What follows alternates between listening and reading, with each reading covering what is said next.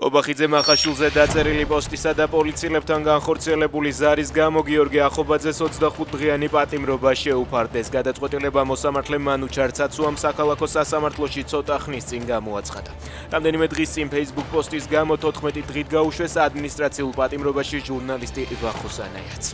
ვერაზე მომხდარი მკვლელობისთვის დაკავებულ სოცლამდიან უვადო პატიმრობა ემუქრება. დამამძიმებელ გარემოებებში ჩადენილი განზრახ მკვლელობა, სამი პირის განზრახ მკვლელობის მცდელობა, პოლიციელზე თავდასხმის მცდელობა და ცეცხლსასროლი იარაღის უკანონოდ ტარების ფაქტები.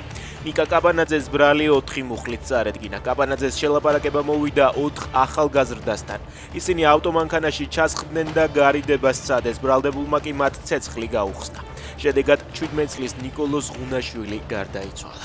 ამ დრომდე არ არის დაკავებული პირი, რომელმაც ბათუმში 31 წლის კაცი ჩაცხრილა დაჭრილი ბაჩობერიძის მდგომარეობა კი ისევ მძიმეა. ეს ბათუმიდან თბილისის რომელიმე კლინიკაში უნდა გადმოიყვანონ. ბერიძის დედა ამბობს, რომ პოლიციამ თავდამსხმელის ვინაობა იცის და ვერ აკავებს. კაპროვანის სანაპიროსთან კაცი დაიხრჩო. შინაგან საქმეთა სამინისტროში მთავარს უთხრეს, რომ მაშველებმა ზღვიდან 2 ადამიანი გამოიყვანეს. მათგან ერთ-ერთის გადარჩენა კი ექიმებმა ვეღარ შეძლეს. უწყებით ცნობით შემთხვევის დროს სანაპიროზე შტორმის გამო აღმართული იყო წითელი ალმები, რაც ცურვის აკრძალვას ნიშნავს.